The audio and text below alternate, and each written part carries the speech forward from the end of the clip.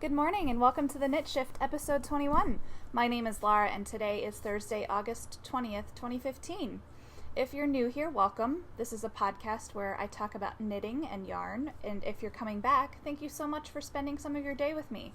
I really appreciate it because I know there are a ton of awesome podcasts out there, so it really means a lot when I hear from you that you enjoyed the episode. So thank you very much.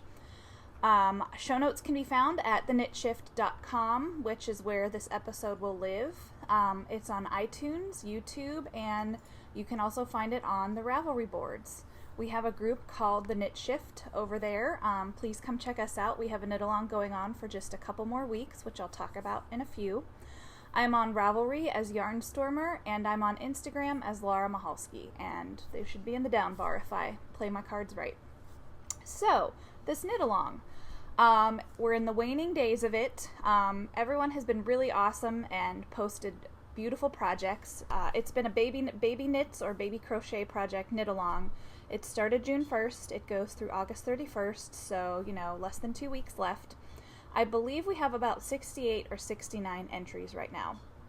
So, I have 3 prizes, and I was debating how to package the prizes, and I've decided, like 10 seconds ago, before I started filming, if we get to 75 entries, I will give away 1 item per prize.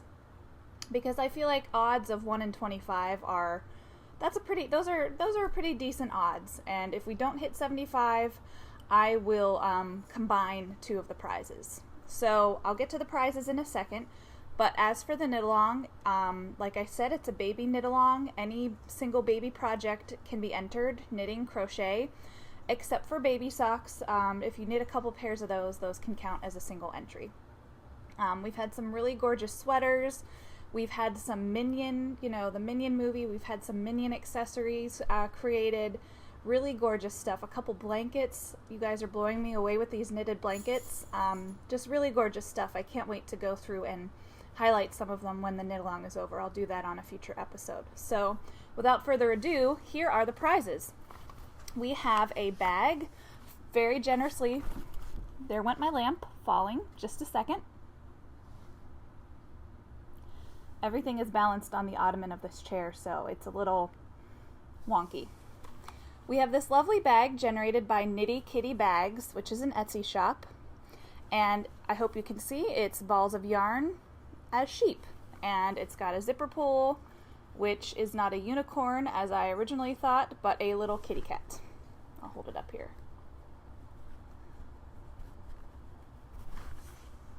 There it is. So unzip that. One prize is a needle keeper for storing your needles when you have a project with a lot of stitches on the needles. So if we do not reach 75 entries, I will combine the needle keeper with the project bag. And if we reach 75 entries, they will each be their own entry. They will each be their own prize. And the other prize is a skein of Malabrigo Machita, which is a single ply fingering weight yarn, and it's 100% superwash wool, 420 yards. And the colorway is Arequita, and it's beautiful. It's like a forest and a lake. It's just dark greens and vivid greens. I love greens and blues, so I was a little biased when I picked this out at the store for a prize. Really pretty light blue right here. It's, some purpley bits underneath. I really think this is gorgeous and would make something beautiful. So there you have it. There are our prizes. So I will not be choosing the winners on next week's episode, but the episode after that, once the 31st has come and gone, is when I will choose the winners. So stay tuned for that excitement. This week's episode, I have a finished knit to show you that I'm really, really excited about. An update on a previous finished knit that I showed you. I've started a new project, and I resurrected an old project that you guys have never seen. And I started this podcast almost 6 months ago, so it's been lingering out there in Whipland for quite some time. So, and I'll tell you a little bit about the start of my new job and my boyfriend's last day at work. So it's been an exciting few days around here. So let's get to the knitting, shall we? First, I wanted to give you an update on this baby sweater I shared with you a few weeks ago.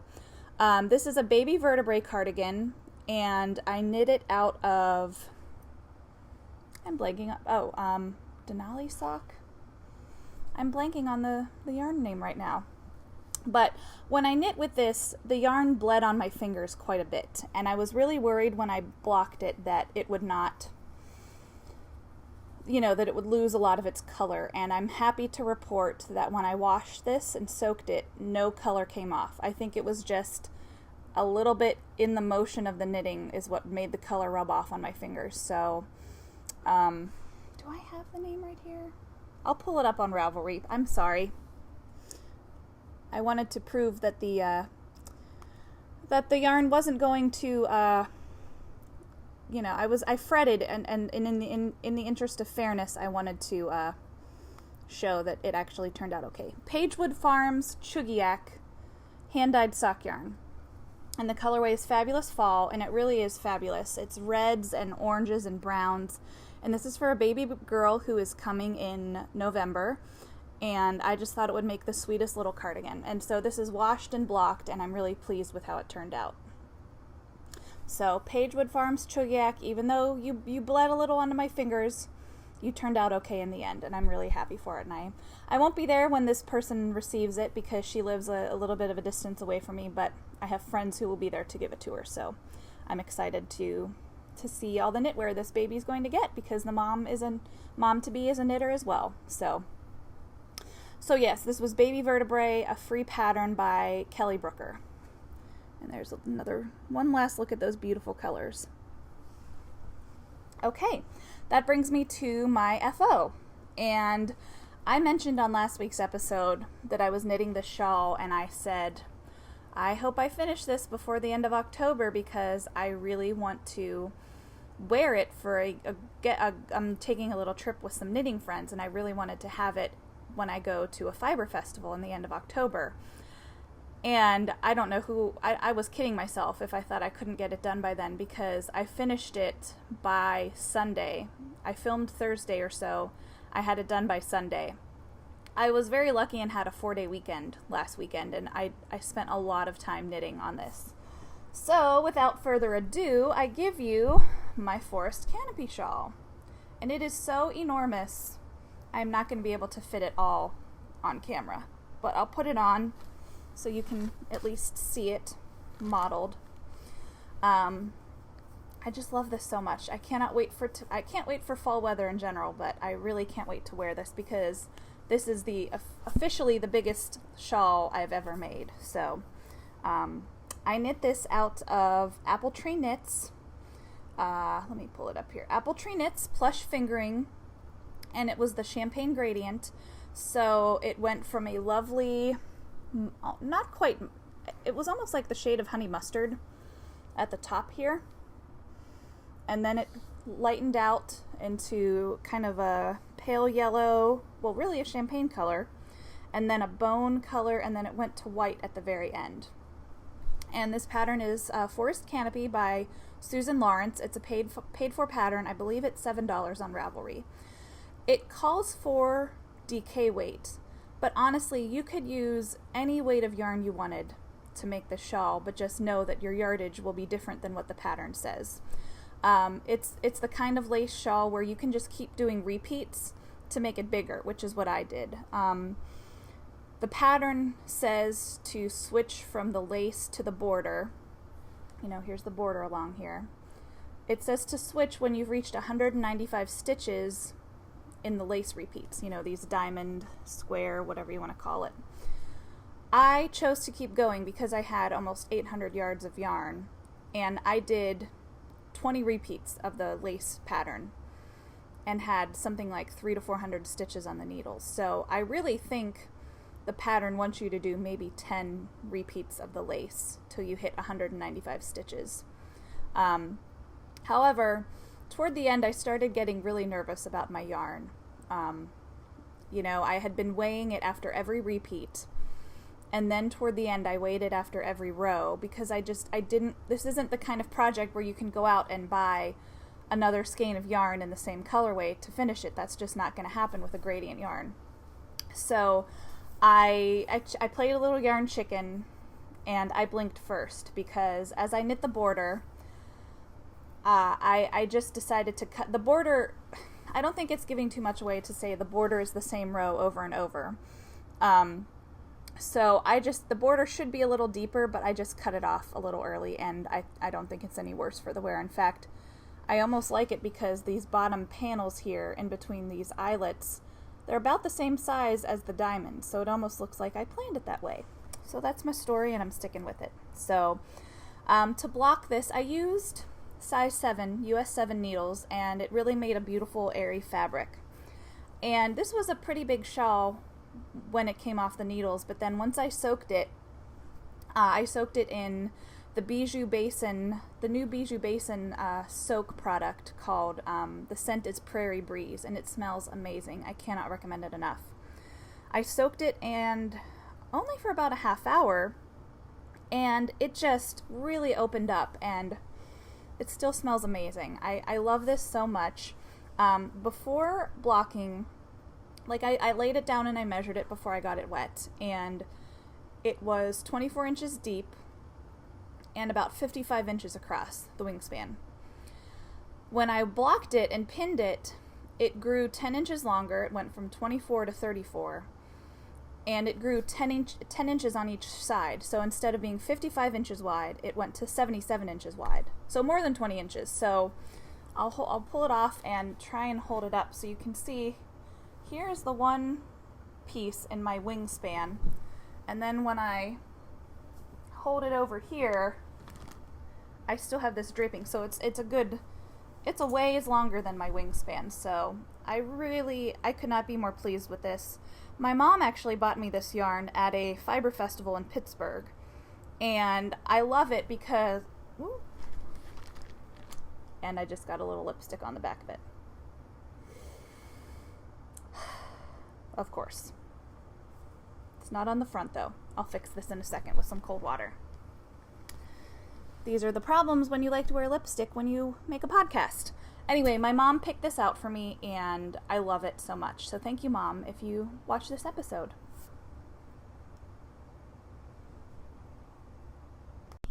I'm back. Sorry about that.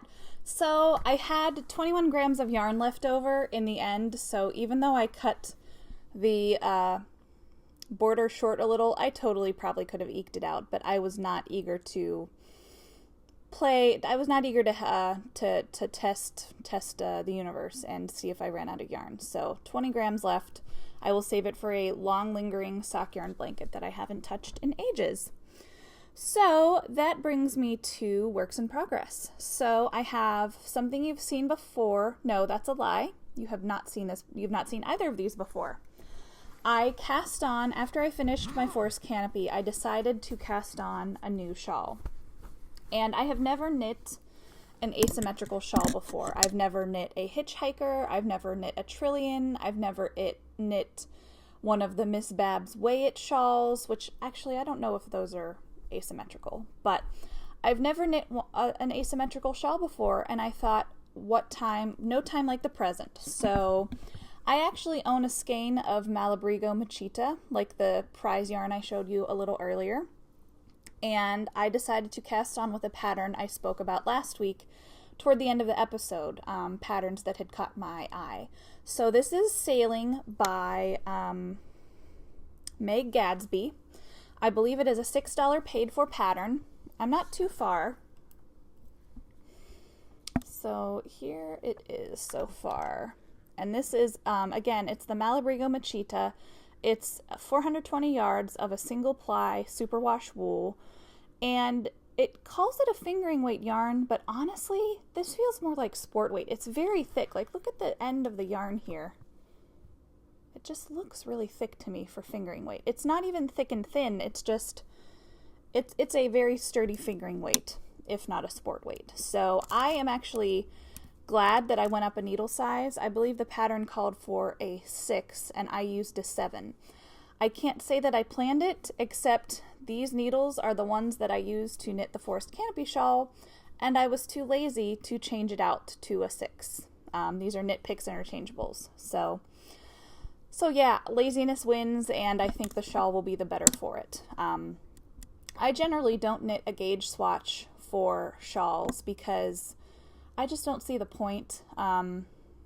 If I have lots of yarn, I'm not worried about it. You know, I will test needles to see what size the fabric, you know, if the fabric it makes isn't to my liking, I will go up or down accordingly and start again, but I don't knit a gauge swatch for shawls, generally speaking. So this is a very simple pattern. It's alternating garter and stockinette in various denominations, and there's a certain number of repeats. There's different sections that you repeat, and I'm only on like the 4th section out of probably 15. So I'm really not very far in this, but I'm loving the multicolor yarn for it. This is, the colorway is Diana, and it's pinks and purples and kind of an olive green,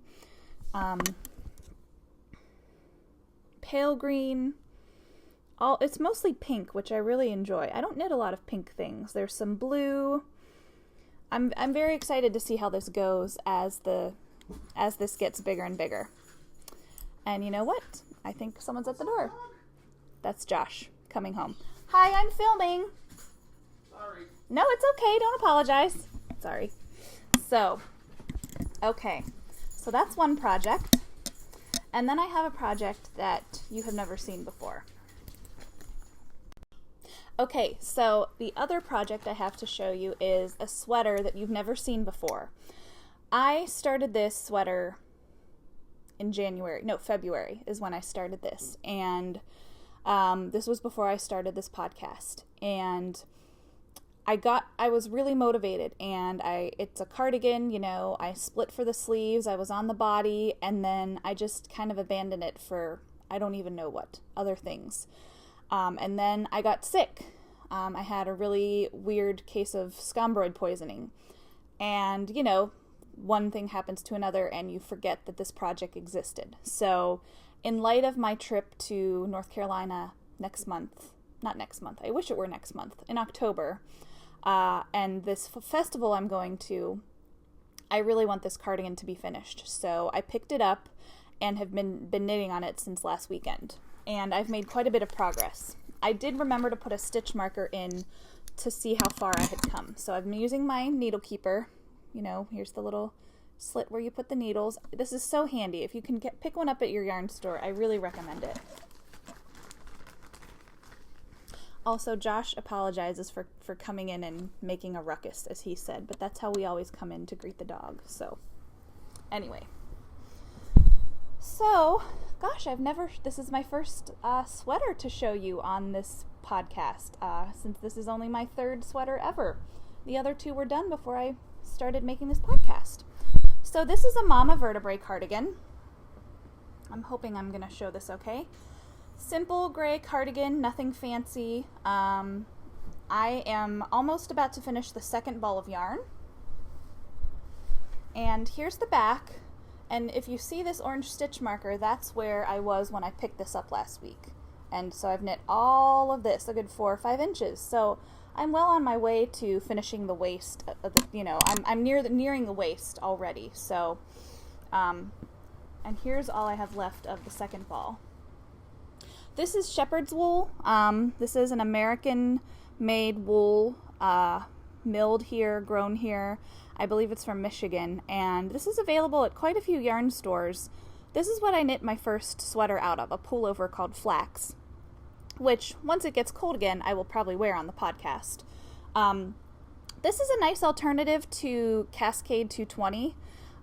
They have this. It's hard to see, but it's a little bit heathered, this gray. It's like a good sweatshirt color. That's what drew me to it. It just reminded me of a cozy sweatshirt. So I have 6 skeins of this. I don't remember the yardage on each. I think they're 250 yards a pop. So I feel confident that I will have enough yarn to get this done. Mama Vertebrae is a paid-for pattern by Kelly Brooker, who also designed the baby vertebrae, which I showed you earlier. Mama Vertebrae is great because it comes in many sizes, I think from like a 30-inch bust to like a 54-inch bust. And it comes in like 4 weights of yarn: fingering, sport, DK, worsted, and Aran. So maybe 5. It might come in 5 weights of yarn, which is great because if you're like me and you get warm easily, perhaps a fingering weight cardigan is more your style. And of course I'm knitting this in worsted, but I'm not a tiny person, so a fingering weight cardigan would probably take me 87 years. So I really don't know that I'm ready to go down that path knitting wise. So stay tuned. I really want to finish this cardigan by mid-October. And if it's anything like last week and my goal to finish the shawl before mid-October, maybe I'll have this done next week. Probably not, but let's pretend that could happen. And Mama Vertebrae is a frontless cardigan, so I don't know if that was super clear, but it really just covers your back and comes a little into the bust area. It's not meant to cuddle and wrap around yourself. It really is a frontless cardigan, so it's nice. I've knit one other before, and I love it to death, and I cannot wait to pull it out in the fall again. Let's see what's next on my list to talk about.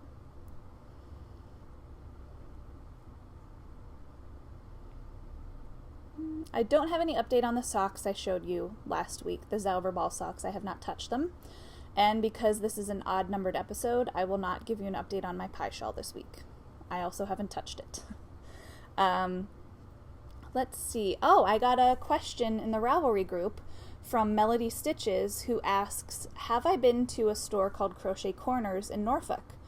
And Melody, the answer is no, I haven't. I didn't even know this store existed, and I'm so excited to know that it does because I always want to know where there are more yarn stores in town. I looked up where it is. I'm over there all the time. I just didn't know it was there, so I will definitely be checking that out sometime soon. And that brings us to odds and ends. So last week I recorded on Thursday, and then Friday I had the day off and I went to the Outer Banks with my aunt, who lives in town, and with my cousins. And I have many aunts because my mom is one of 10 kids, but I'm very lucky that I ended up in a town where I have family nearby. It's very, very nice. So we went down to the Outer Banks in North Carolina. It's about an hour-and-a-half drive, and we hadn't seen each other in a while, so it was really good to catch up. We went to some outlets in Nag's Head, and I didn't plan on buying anything, but you know how it goes when you see a good deal. Sometimes you just have to take advantage of it. So I bought some new sandals, some Merrill sandals, and I also bought a robe and pajama pants. So I needed a robe. My old robe had a hole in it, so the robe was like $15 at the Izod outlet, which was closing down. So we each found some lovely things. She got a beautiful dress, and then we went to lunch at Kill Devil Grill, which is, in my opinion, the best restaurant in the Outer Banks. They have really good seafood specials. Their prices are really reasonable. There is always a line out the door. Always a line out the door. It's that popular. So if you ever go there, please know that you can park across the street in the parking lot at the John Yancey Motel. Not many people know that, but you can. The parking lot at Kill Devil Grill is really tiny, and you can almost never find a space in it. So just park across the street at the John Yancey Inn, and it's totally fine. I always ask the hostess every time I go in to the restaurant to make sure it's still okay, and it always is. So if you find yourself in the Outer Banks of North Carolina, please check it out. They have amazing key lime pie. Usually I don't know that I've ever eaten there and not gotten dessert, but this time I didn't because my aunt and I decided we really wanted Dairy Queen Blizzards, which are a very rare treat for me. So that was delicious, and she turned me on to the idea you can ask for double toppings. So instead of just getting a Reese's Cup Blizzard, I got a double Reese's Cup Blizzard, and it was everything you could imagine that was wonderful and good. So, really good trip, nice little getaway. It was a beautiful day. It was warm, not too humid. You know, the way the outlets are set up, you're still a ways from the beach, but because the Outer Banks are so narrow, you still get great breezes from each side, from both the ocean and the Sound. So, that was really nice. So, this week, was Josh's, my boyfriend's, last day at work at the newspaper where we work. And it was my first day. Tuesday was his last day, and it was also my first day in my new job. So I've been very trepidatious about it. It's a lot more responsibility, but it's been going well after all of 2 nights. I got flowers on my first day, which was wonderful. From I don't know if it's from the newsroom, but the managing editor brought them over, which was wonderful. And I had already moved my desk over, moved all my possessions, all that kind of stuff. So it's been busy. I feel like I'm really going to have a lot to do. I feel like I can be of great help to the newsroom, so I'm really excited to see where this goes, because it's kind of it's a new position that's taking some stuff off of other people's plates. So I like to be helpful, and I like to do a lot. So I feel like this job is really made for me. So as for Josh's last day, just as a way of background, he's leaving to go to school full-time to study business. He has been going to school full-time while working full-time, and it's at the point where he can't keep doing that. So he is leaving he left his job as a page designer at the newspaper and will be going to school full-time at Old Dominion University. So Josh is a very casual person, and I have never seen him at work in anything except t-shirt, jeans, and sandals. Mandals. Let's be real, they're mandals. He's just a casual guy, and our newsroom is very casual. I could choose to wear jeans and t-shirts every day, but I choose to get dressed up. So his last day of work, he surprised everyone, including myself, and he waltzes in. He was designing the front page his last night. He waltzes in his suit. And the reactions were fantastic. And if you follow me on Instagram, I uploaded a video of the managing editor's reaction when she saw him at the news meeting. She was bringing cookies for my first day, and, as she's dropping them off, she said, "What in the world?" It was just priceless seeing everyone's reactions. So check it out if you follow me on Instagram. So, yeah, it was really nice. We had cake for his farewell, and people talked about how awesome he is as a designer, as a person. And our coworker, Sam, traditionally when people leave for another news, just when they leave their job in news, you get a page, like a fake front page made about you. And you frame it and you hang it up, at home, that kind of thing. So Josh did not get a page per se, but because everyone knows that he wears funny t-shirts all the time, Sam, our coworker, asked me to bring a t-shirt in of Josh's to use for his page. So I'm pulling up the photo on my phone right now. So Josh's page there's a styrofoam head of Josh and a t-shirt that people signed. And it says, "Josh, what the bleep?" Because Josh is known for his profanity. I'm sorry if profanity offends you, but it's a newsroom and there's a lot of it, mostly from him. So it was a really nice day. I think Josh was happy with his last day, and he's going to be working part-time at the paper to fill in as needed. So he's not gone for good, basically. So it's been a great week.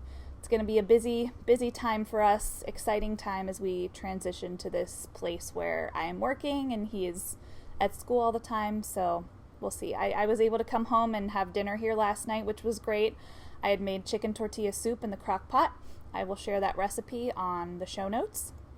It's my mom's recipe that she found online, tried and true, so good, very customizable. And I had bought some hatch chilies from New Mexico, and I had roasted them a couple days ago and roasted them under the broiler, and then took the skin and the seeds out and then chopped it up and put it in the soup, and I think they gave it a little extra something.